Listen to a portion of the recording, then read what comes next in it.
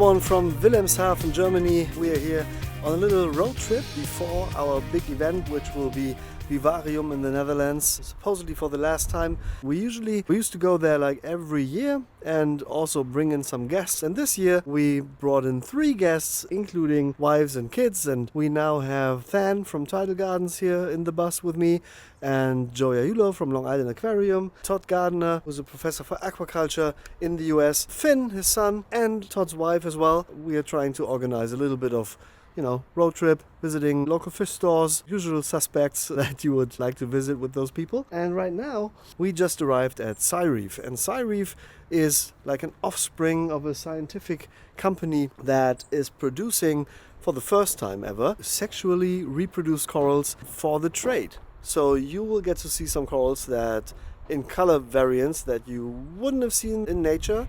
And so far, they're the only ones being allowed to do that.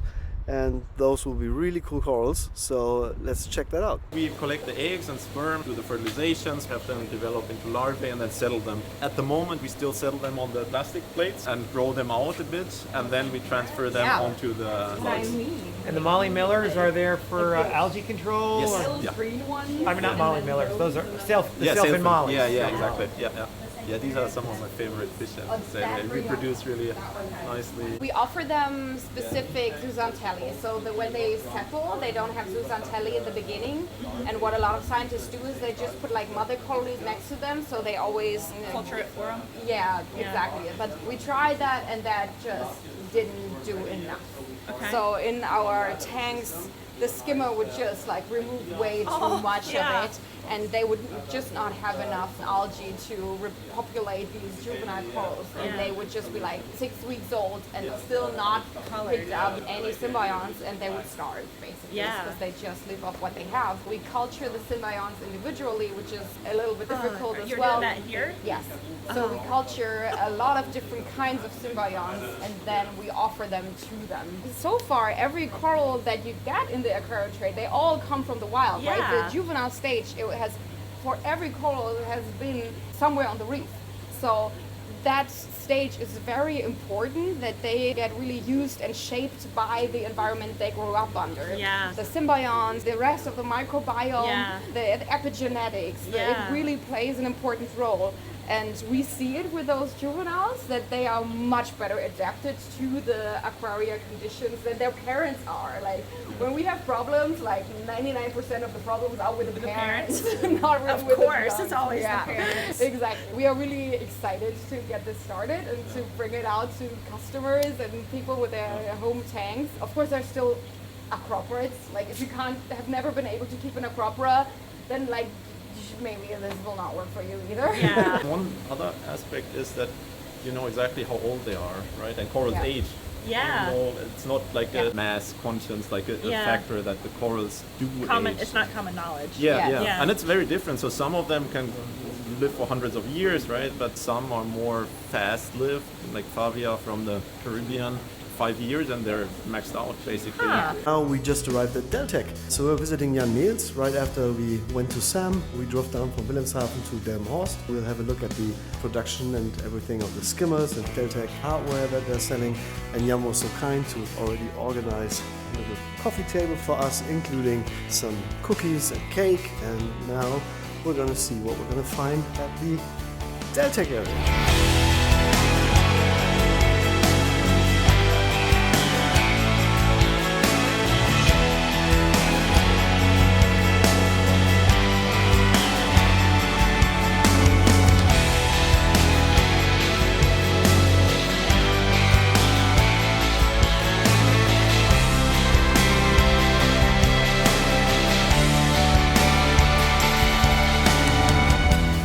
Today we are at Deltec Zoo in Rotterdam and meeting with Sander van Lopik. He's an excellent specialist on fish eggs, and with his program here at the Deltec Zoo, Rotterdam Reefs, it's about in situ and ex situ collecting eggs and trying to build a database on what fish eggs look like from pelagic spawners. So super interesting work. It's not only the in situ and ex situ collection of fish eggs and then creating a database out of those, but also the work for example, he's doing to optimize the food chain here at the aquarium. So there's some statistics for dog and cat food, how much uncertified fish is actually going into this fish meal, and that adds up to millions of tons of uncertified fish. And he has personally found some DNA of sharks and rays in cat and dog food.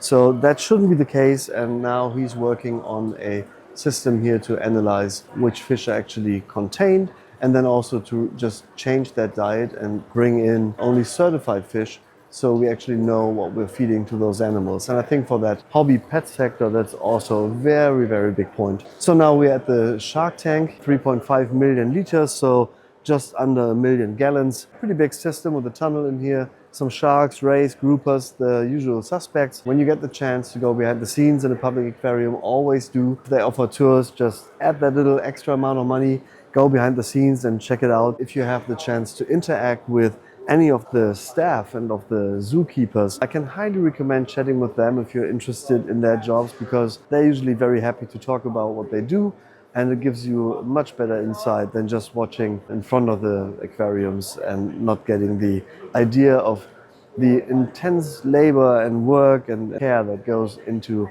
holding all these animals. So just in between, I want to give a shout out to Sasha at my company. So this morning when Sandra fed the fish, the tank was doing fine. And then later on, Sasha went to my office and said, well, the sump is running dry.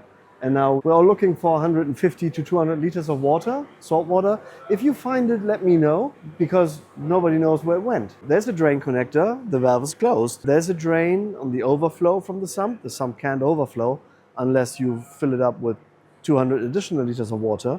Density is still okay, salinity is still okay, which Sasha thankfully has checked. I have no idea right now, but I'm thankful that I have a team that actually pays attention to those things. So thanks, Sasha, for saving the tank, because most likely that would have been a major issue. Now we need to find where the water went, and Sasha, meanwhile, filled up the tank with the extra storage of 500 liters of water, which I always keep in the system additionally. In terms of emergency, I always have enough water to fill up the system, which now comes in very handy. We are still wandering around behind the scenes here at Rotterdam Zoo and checking out all the nice aquariums. So there's corals and fish everywhere, as you can imagine. Really, really cool event, and I'm glad that we were able to organize all of this. If you connect different materials or metals with electrolytic surrounding, like salt water, then you will have rust. So make sure to check which metals you're connecting. And now we've arrived at Vivarium and we're pretty busy setting everything up for you. The usual suspects are here, so everything from Deltec,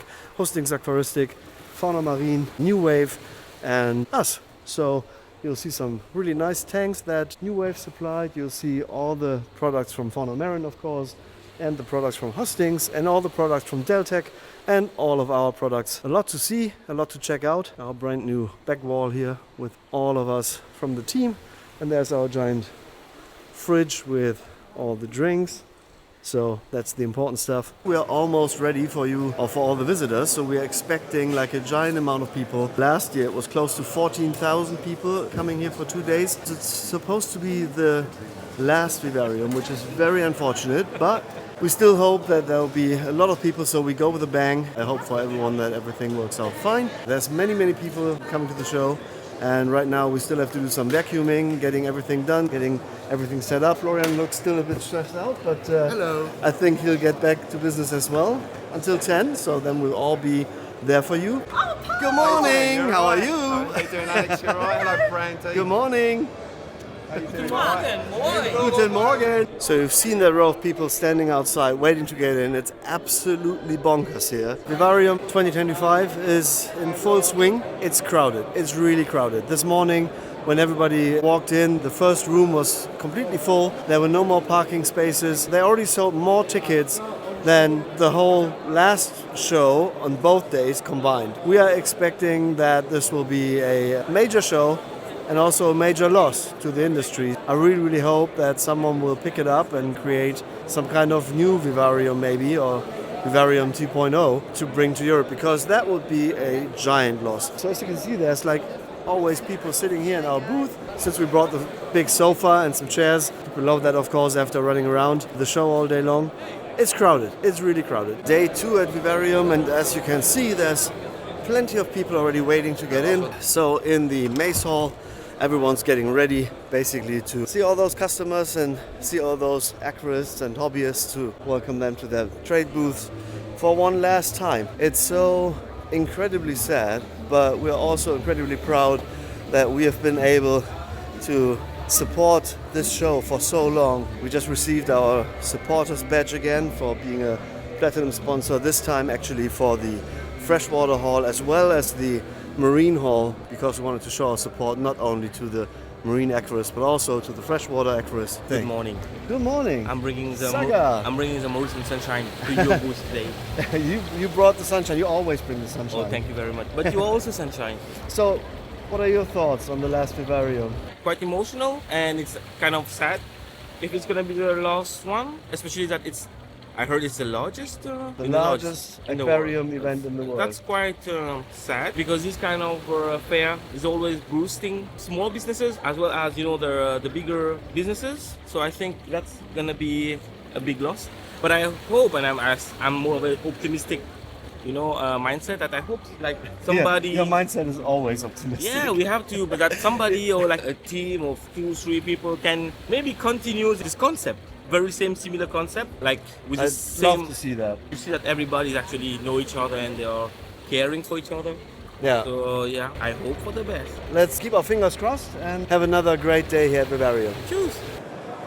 Now that's a nice shot. One single guy sitting in front of the stage. Good morning. Time, my friend. How are things, Marco?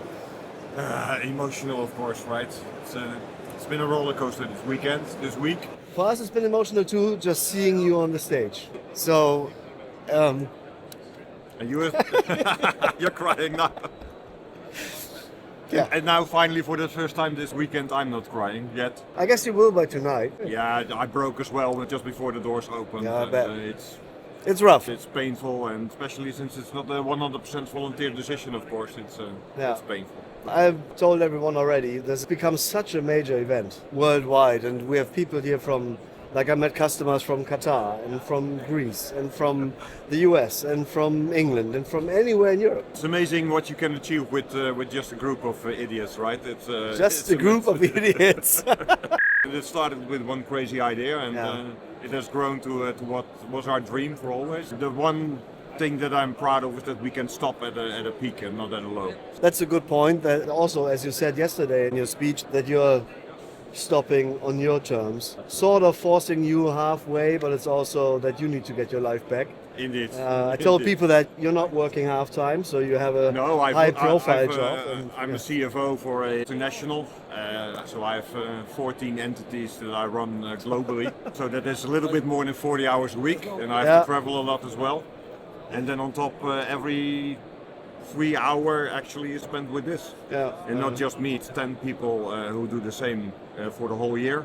Yeah. And then I have in total 50 people here for the week. Massive, massive, massive. Do you have any numbers already for this year? Will you be exceeding last year's numbers? Last year, all I know for sure is the online sales. Online already on Friday, we were 20% up on online sales versus the entire number from last year. So I was just checking the email because we get now these days we're getting per ticket sold, we're getting an email notification. So I'm just deleting all these emails. So still a lot of people are coming, and I saw a queue outside. I was just there, and there's still people arriving. It's just open for an hour. It is Sunday, of course, right? So everybody is a little bit slower than on the Saturday. Yeah. Yes. But the first Germans were already standing in the hallway a quarter before 9. We were still taking away all the stuff from the party from there, and they were just standing there like, huh? Is this the show? Which was a very nice party, by the way. Yeah, it was great. The food was amazing. Really, really good. I think everybody was happy with that as well. We are happy to be here for one last time. One final day. One final day. Yeah. And we'll make it a blast. So, absolutely, as always. Do that, man. Thanks, Marco. Hope we'll see you in the future somewhere. So we will. All right.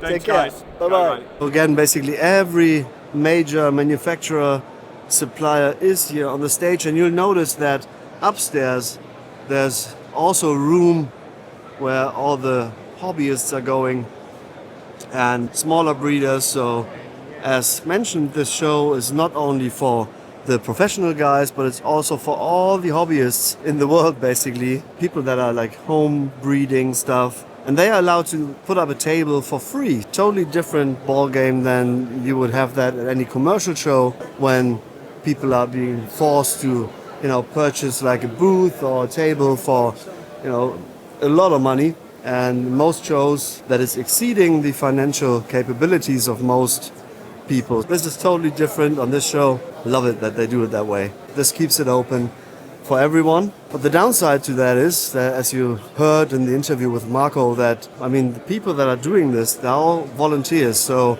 nobody gets any money from this. They are just doing that for the fun. And they've been doing this now for 18 years and put so much work into it. And such a great show. So, of course, De Jong, one of the longest time supporters as well on the marine aquarium side of things.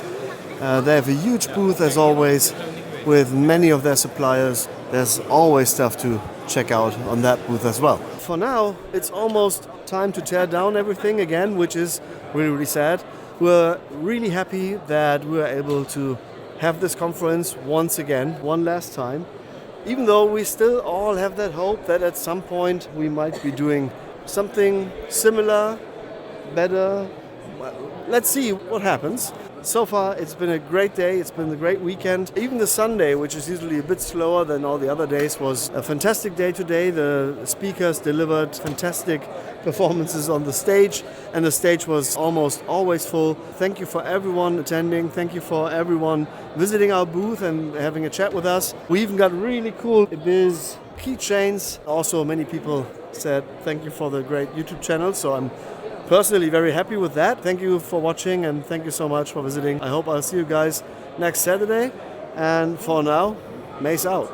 Winding down a little bit after the show, spending some time at Burgers Zoo, and we'll be looking at some more animals and running around in the outside area, which is kind of refreshing after 5 days of traveling, visiting people. Now it's all slowing down, and then tomorrow we'll be going to our company so they can have a look at our company, and then we'll continue our journey. That one is the first one that has a titanium shaft rather than the tungsten carbide. So we're checking whether the bearing system works that we came up with, how it's performing. Before shipping that, I produced the pumps now for 22 years in the same way, and I'm not going to change the materials unless I'm really sure it works. Yeah. So yeah, but it could be beneficial. So in the shark tank here at Burgers Zoo, there's a big project running for, shark husbandry and the enrichment of the tank. And there's a scientific work going on in that, introducing more flow into the large shark tank, which is 3.5 million liters, so roughly 800,000 gallons. 6 AFC 1200s being installed. And one of the researchers who I recently met again at the European Aquaculture Show in Valencia, he's working here together with Max and the staff to analyze the effects on the flow and of changing environment and the behavior of the animals. So there's going to be some interesting work ahead for the next 2 years here at Burgers.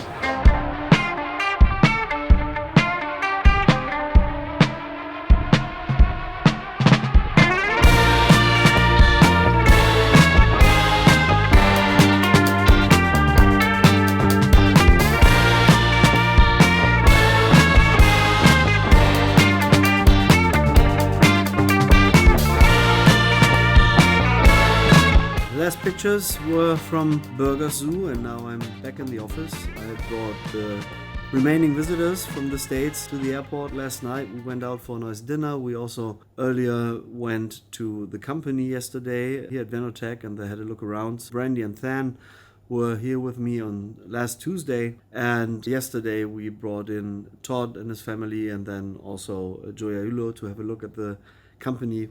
That was fantastic. We had a pretty good day, a little bit winding down from the last week, which was quite intense. We visited a lot of people. It was great fun nonetheless, traveling with these guys. I consider all of them my friends. If you know that you can hang out with people for a week in a bus and in hotel rooms and you're traveling constantly and nobody gets on each other's nerves, it's great. That was a very good feeling. Very successful show. I'm already missing it. So let's hope that someone will pick it up. Marco and his team did a fantastic job, and I'm absolutely thankful for everything they've done in the past years. We've attended quite a few years and it was always a blast. And this last one was a fantastic show, phenomenal tanks everywhere, the freshwater side, the aquascaping event there, and the large tanks, for example, from Aquaflora, massive aquariums and fantastically scaped. So that was really, really good. In the maze hall, there were like everyone that we know, basically all the manufacturers were there, and really nice corals. And we had a lot of fun, I think. Thank you for stopping by and letting us know that you like the videos. I'm very thankful for that. If you like the stuff that we're doing, then I'll continue doing that. And so it seems. Also, thanks for all those keychains from Adrian, who came to the show and said thank you for the videos, and he made some really nice keychains. Well, I hope you liked the tour video and the vlogging. Let me know in the comments if you have any thoughts on that, and wish you a great weekend. Bye-bye.